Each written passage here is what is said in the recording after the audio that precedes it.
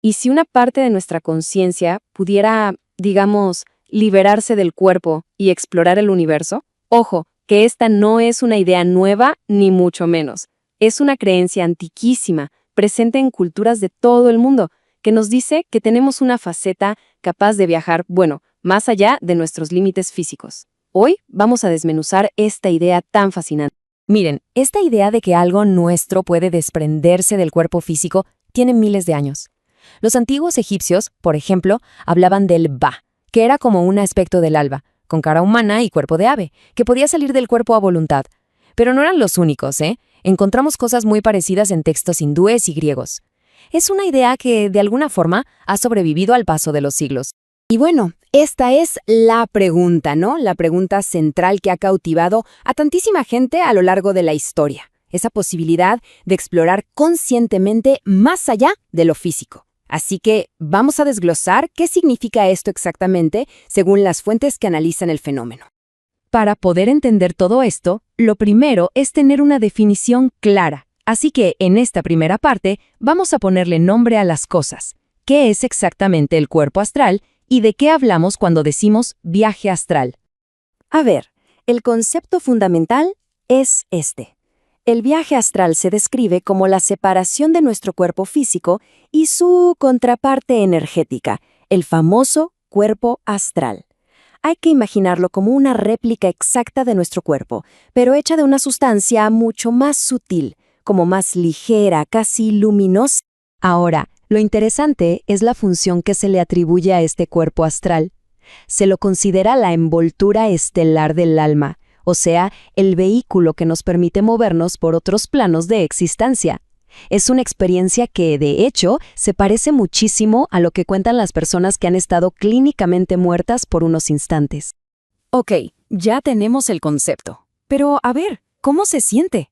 Dejemos la teoría por un momento y exploremos la experiencia en sí. ¿Qué siente una persona durante este supuesto desprendimiento? Las descripciones, la verdad, son sorprendentemente parecidas entre sí. Y es que la separación no es algo que pasa así nomás, sin que nos demos cuenta. No. Las fuentes describen sensaciones físicas muy, pero muy vívidas. Puede empezar con un mareo intenso, un movimiento como de olas del mar, un giro que se siente rapidísimo, o, la más común de todas, una clarísima sensación de que nos estamos elevando, como si nos despegáramos lentamente del cuerpo. Y aquí llegamos a un punto crucial. Una vez que la separación ocurre, uno de los primeros impactos suele ser visual y, como bien dice la fuente, es bastante desconcertante. Imaginen la escena por un segundo. Estar flotando en la propia habitación y ver nuestro cuerpo físico ahí descansando en la cama quieto. Esta visión, la de ser un observador externo de uno mismo, es una de las cosas que más se repiten en los relatos. Y claro, es un momento que te cambia la perspectiva por completo. Bueno, después de la sorpresa inicial y de quizás dar una vuelta por el cuarto, la experiencia suele dar un giro. La persona que viaja siente que algo la jala, sin que pueda controlarlo, a través de lo que se describe como túneles o canales de energía que la alejan del plano físico. Y estos canales no son un simple vacío oscuro, ¿eh? Se dice que llevan a otras dimensiones con paisajes simbólicos, celestiales. Uno de los que más se mencionan es el Canal Azul, que al parecer te lleva a un lugar lleno de luz y nubes, un espacio de una paz tan profunda que, según cuentan, muchos sienten el deseo de quedarse ahí para siempre. Listo. Ahora, vamos a hacer una pausa porque tenemos que hablar de una distinción que es fundamental. Aquí es donde mucha gente se confunde, y es súper importante no mezclar dos fenómenos que, aunque se parecen, se consideran cosas distintas. Bien, analicemos esta tabla punto por punto. Un viaje astral, se nos dice, es libre, espontáneo. Es el cuerpo astral el que guía, sin un objetivo práctico. En cambio, una proyección mental es algo inducido, controlado por nuestra mente, por nuestros deseos. Es un acto psíquico que sí puede tener un objetivo, como, no sé, obtener información. La diferencia clave es quién tiene el control, el alma o la mente. Y esta frase lo resume todo a la perfección. El verdadero viaje astral se considera una experiencia mística, casi incontrolable. En el momento en que alguien siente que puede dirigir el viaje a donde quiere, Lo más probable es que esté haciendo una proyección potentísima de su propia mente, filtrada por sus ideas y deseos. Claro, con una experiencia tan intensa, es súper natural que surjan miedos. ¿Hay riesgos reales? Vamos a separar los mitos de las precauciones que sí se mencionan en las fuentes. Y aquí va la pregunta del millón, la que todo el mundo se hace, y el miedo número 1 asociado a esto. La idea de no poder volver al propio cuerpo. A ver, la lógica que presentan las fuentes es bastante directa, la verdad. Si alguien de verdad se desconectara de su cuerpo físico, eso, por definición, es la muerte. Entonces, es imposible que alguien vuelva para contar que se quedó atascado. El simple hecho de que haya gente que cuenta estas experiencias es la prueba de que siempre se vuelve. Y para reforzar esta idea de seguridad, la tradición esotérica nos habla de algo llamado el cordón de plata. Se describe como un lazo de energía generado por nuestra propia mente, casi como un ancla psicológica, un cinturón de seguridad. Es el símbolo de que la conexión con el cuerpo físico nunca se rompe y que el regreso está siempre garantizado. Y esta imagen lo ilustra perfecto. El cordón de plata es un clásico en el imaginario sobre este tema, ¿no? Es la representación visual de esa conexión vital que asegura que el viaje, sin importar qué tan lejos nos lleve, siempre tiene un camino de vuelta a casa. Ahora, que no haya peligro de quedarse allá no significa que no haya que tener ciertas precauciones. La experiencia puede generar taquicardia al volver al cuerpo y eso sí es un riesgo para personas con problemas de corazón. También podría ser algo desestabilizador para mentes con patologías previas. Y por supuesto, intentar inducirlo con drogas trae todos los peligros de esas sustancias que no tienen nada que ver con el viaje en sí. Bueno, ya que aclaramos los conceptos, los mitos y los riesgos, la pregunta es, ¿cómo se podría empezar una práctica consciente? Las fuentes describen varios métodos, pero la verdad es que todos comparten unos principios básicos. El proceso, según las fuentes, casi siempre empieza igual. Primero, un lugar sin interrupciones. Segundo, controlar la respiración para calmar todo el sistema nervioso. Tercero, una relajación súper profunda que libere toda tensión. Y por último, el paso activo, usar la intención, ya sea visualizando cómo salimos del cuerpo o diciéndonos a nosotros mismos qué va a ocurrir. Pero de todo esto, el momento mágico, la ventana de oportunidad, es ese estado súper sutil justo cuando nos estamos quedando dormidos. Se llama estado hipnagógico. Es ese momento en que la mente empieza a divagar, a veces vemos imágenes o escuchamos cosas raras, justo antes de caer en el sueño profundo. Es ahí, en ese instante en que no estamos ni despiertos del todo ni dormidos del todo, donde se dice que la separación consciente es más fácil de lograr. Y esto nos deja con una última idea, una que da para pensar mucho, la verdad. Si la fuente tiene razón, y los sueños no son otra cosa que viajes astrales inconscientes que hacemos todas las noches, la verdadera pregunta es, ¿qué descubriríamos sobre la conciencia y el universo si lográramos mantenernos lúcidos en esos viajes? ¿Qué potencial tenemos ahí, dormido, dentro de todos nosotros? ¿Alguna vez te pasó que justo en ese momento que te estás por dormir, sentiste como que, no sé, como que flotabas o te despegabas un poquito de la cama? Sí, claro. Es una sensación súper común. Es rarísima, pero a muchísima gente le pasa. Y de hecho, es el tipo de cosa que se cuenta mucho en esos relatos de experiencias cercanas a la muerte, ¿no? Esa sensación de separarte de tu cuerpo y de repente verte desde una esquina del techo. Exactamente. Bueno, hoy tenemos un material que es casi un intento de mapa de ese territorio tan extraño, el famoso viaje astral. La fuente que nos llegó es un texto súper denso que lo aborda desde todos lados. Historia, esoterismo y hasta tiene guías prácticas. Muy completo, sí. Nuestra misión hoy va a ser seguir ese mapa.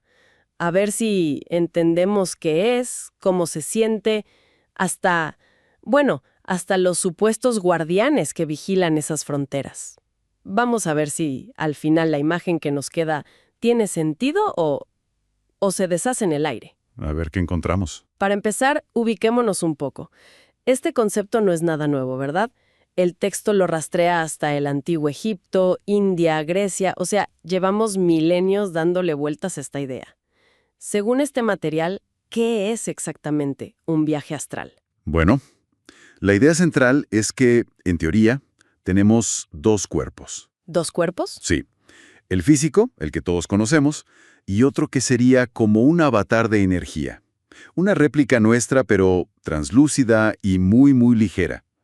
El viaje astral, como lo pinta este texto, es el momento en que ese avatar de energía, pues, se desconecta del cuerpo físico y sale a explorar. Un avatar de energía. Me gusta esa analogía. Es mucho más claro que cuerpo etéreo o esas cosas. Y creo que el texto mencionaba que los egipcios tenían una imagen muy particular para esto, ¿no? Sí, fíjate qué potente la imagen. Ellos creían que esta parte de nosotros, que llamaban el Ba, era un pájaro con rostro humano. Un pájaro con cara de persona. Tal cual. La idea era que, después de la muerte, este Ba se desprendía del cuerpo momificado y volaba libre por el más allá. Es una metáfora increíble, ¿no? El alma como algo con alas, libre del peso del cuerpo. ¡Wow! Esa imagen no se te olvida fácil. Ahora, bajemos esto a la experiencia real. Si a alguien le pasa esto, espontáneamente o como sea, ¿cómo se siente? Porque una cosa es la idea y otra es vivirlo. Y el texto es muy específico con las sensaciones. ¿Lo es? Sí. Y no describe una sola cosa, sino todo un abanico de posibilidades. A ver. Algunos sienten un mareo muy intenso, otros un movimiento como de hamaca, un vaivén. Pero la descripción más frecuente, digamos, es la de una elevación muy suave, como si fueras un globo que alguien acaba de soltar y empieza a subir, despacito. Como un globo, ok. Hasta ahí suena bastante agradable. Pero, ¿qué pasa después? Después viene lo que el texto llama el momento más impactante y, potencialmente, el más aterrador. Ajá. Te das la vuelta y ves tu propio cuerpo, ahí, quieto en la cama o en un sillón. Esa visión de uno mismo desde afuera es tan ajena a todo lo que conocemos que puede generar un shock tremendo si no estás preparada. Claro. Es que me imagino, una cosa es pensarlo y otra es verte ahí, como si fueras un objeto más en el cuarto. Eso te tiene que cambiar algo. Pero, a ver si entiendo. ¿Esto es siempre así, espontáneo, incontrolable? Porque yo he escuchado de gente que dice que practica esto. ¿El texto hace alguna distinción? Totalmente. Y esta es para mí la idea más importante de todo el texto. Es el núcleo filosófico de todo. Traza una línea muy, muy gruesa entre lo que es un viaje astral y lo que llama una proyección mental. ¿Y cuál es la diferencia? Porque a simple vista suenan a lo mismo. Sí, suenan parecido, pero para esta fuente son casi opuestos. El viaje astral puro, como lo describe, es espontáneo, libre. No lo diriges tú. Es tu cuerpo astral o tu conciencia más profunda la que te guía. No tiene un propósito práctico del tipo voy a espiar a mi vecino. Claro, no es para un fin concreto. Exacto. Se le describe más como una experiencia mística, como un sendero que comunica el más allá con la vida. Entiendo. Entonces, el viaje astral real, según esta visión, es algo que te pasa, no algo que haces. ¿Y la proyección mental qué sería entonces? La proyección mental es lo contrario. Es inducida, es un acto de voluntad. Está dominada y filtrado por tu mente consciente, con tus metas, tus miedos, tu educación, todo tu bagaje. Ah, ok. Y esta sí puede tener un propósito práctico. Buscar información, intentar una sanación a distancia, lo que se te ocurra. Y aquí viene la afirmación más polémica del texto. A ver. Dice que cuando alguien presume de dominar sus viajes astrales, lo que en realidad está dominando son sus proyecciones mentales, no el viaje astral auténtico. A ver si lo entendí bien. O sea, la fuente está diciendo que la experiencia real es justo la que no podemos controlar. Eso va totalmente en contra de toda esta cultura de dominar estas prácticas que se ve por todos lados. Básicamente sugiere que el verdadero viaje espiritual empieza cuando renuncias al control. Exactamente, esa es la paradoja que plantea. Tu ego, tu mente consciente con sus objetivos y su necesidad de control, es precisamente lo que te ancla a esta realidad. La proyección mental es la mente explorando sus propios límites. Un sueño lúcido muy avanzado si quieres, pero el viaje astral es el alma dejándose guiar. Son dos experiencias completamente diferentes. Es una distinción brutal. Ahora, supongamos que se logra la separación, sea del tipo que sea. El avatar energético está fuera. ¿Y ahora qué? El texto habla de unos canales astrales, que suena a ciencia ficción pura y dura. Sí, es una buena forma de verlo. Son como una especie de autopistas interdimensionales. La descripción que da es que son como túneles que te absorben y te transportan a otros planos, a otras realidades, y da dos ejemplos muy vívidos. A ver, cuéntame. El primero es un canal muy amplio, oscuro, donde se ven multitudes de, bueno, el texto los llama almas, caminando con muchísima dificultad, como si subieran una cuesta muy empinada. La imagen que pinta, dice el autor, recuerda mucho a las ilustraciones de Gustave Doré para el Purgatorio de la Divina Comedia. Un momento. ¿Como el purgatorio? Eso no suena nada agradable. O sea que el viaje astral no es siempre una experiencia bonita. Puedes terminar en un lugar sombrío. Según esta fuente, sí. No es un parque de diversiones. Pero aclara algo importante. El viajero astral no está atrapado ahí como las otras almas. Está de paso. Por eso dice que suele pasar volando por encima de ellos. Es un observador, no un residente. ¡Uf! ¡Qué alivio! Vale, ese es un canal. ¿Y el otro? El otro es el favorito del autor, el Canal Azul. Lo describe como un túnel que te lleva a un lugar que parece un cielo muy luminoso, lleno de nubes blancas, muy pacífico. Pero aquí es donde aparece una figura fascinante, el Guardián Azul. Un guardián. ¿Como un portero cósmico? Eso es increíble. ¿Y qué hace? Es como un control fronterizo, tal cual. El texto dice que este ser, que parece hecho de luz, les impide el paso a los que no están verdaderamente muertos. No te creo. Sí. Se acerca y les dice algo como, aún no ha terminado tu misión en la Tierra, y con un simple gesto los manda de vuelta a su cuerpo físico. Me encanta la idea de un guardián en la frontera entre la vida y la muerte. Esto me lleva directo a la pregunta del millón. Los peligros. El gran miedo de la gente es quedarse allá, no poder volver. ¿Qué dice el texto sobre esto? ¿Es un riesgo real? El texto es muy tajante con eso, y separa los mitos de los peligros que considera reales. Ok. La idea de quedarse colgado o que te corten el cordón la descarta por completo. El argumento es puramente lógico. Si la desconexión total ocurriera, eso sería, por definición, la muerte. Y como nadie ha vuelto para contarlo, es un miedo sin fundamento. Bien. O sea, el miedo más popular es un mito. Pero sí menciona riesgos reales, ¿no? Sí, y son muy concretos y de sentido común. El primero son las taquicardias. Ah, Describe que el momento de la reentrada, cuando el cuerpo astral vuelve a encajar en el físico, puede ser muy brusco y provocar un subidón de pulsaciones. Y esto obviamente es un riesgo para personas con problemas cardíacos. lógico. ¿Qué más? El segundo es el uso de drogas. El texto insiste mucho en que los alucinógenos no producen viajes astrales reales, sino alucinaciones muy potentes, y advierte sobre los peligros obvios de adicción, intoxicación, etc. Y el tercero es la salud mental. Claro, una patología preexistente, como una psicosis, podría agravarse muchísimo tras una experiencia tan desestabilizadora como esta. Me parece una perspectiva muy sensata. Desmitifica el terror paranormal, pero te ancla en la salud física y mental. Ahora, hablemos de ese famoso cordón de plata. Siempre nos lo imaginamos como un hilo de luz que te mantiene conectado. Sí. ¿Qué papel juega según la fuente? Pues lo interesante es que le quita bastante misticismo. No lo describe como un órgano espiritual indispensable, sino más bien como un cinturón de seguridad psicológico. Un cinturón de seguridad. Sí, dice que lo genera nuestra propia mente por el miedo a la separación total. Su función es mantener la conexión y sobre todo regular el ritmo cardíaco para que no se dispare. Pero insiste en que no es imprescindible para volver. El regreso, dice, es automático. ¡Qué buena forma de verlo! ¿Y menciona alguna alternativa a este cordón? Sí, y esta es una de las cosas más raras del texto, la verdad. Menciona una alternativa, un gesto con la mano. A ver, ¿cómo? Afirma que si unes las yemas de los dedos pulgar, índice y medio, y mantienes separados el anular y el meñique, ese gesto cumple la misma función de anclaje que el cordón de plata. Para un momento, ¿un gesto con la mano hace lo mismo que un cordón de energía místico? ¿La fuente explica por qué o cómo? Entra en el porqué profundo, pero lo presenta como una técnica práctica casi como un mudra budista. La implicación es que la intención y la concentración en un gesto físico pueden crear un anclaje mental tan fuerte como el cordón, que es más inconsciente.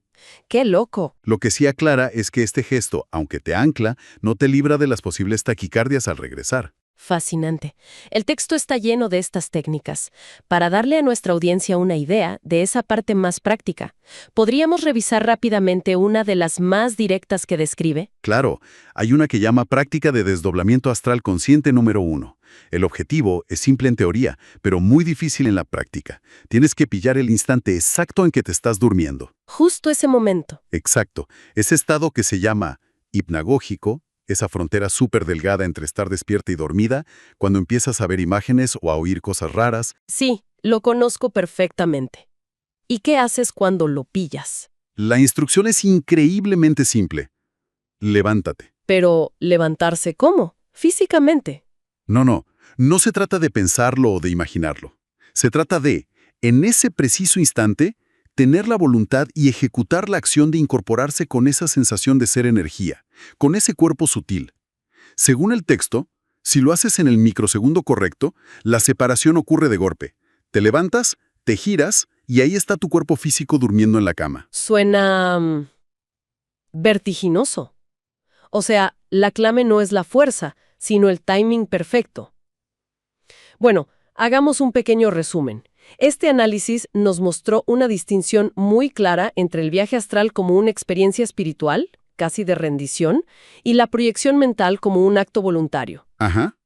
Se desmontan miedos populares, como el de no volver, pero se aterriza en advertencias muy serias sobre riesgos reales para la salud. Exacto. Y creo que, más allá de si uno cree que estas experiencias son reales o si son fenómenos neuropsicológicos complejos, el texto en sí es un reflejo de una curiosidad humana antiquísima. Totalmente.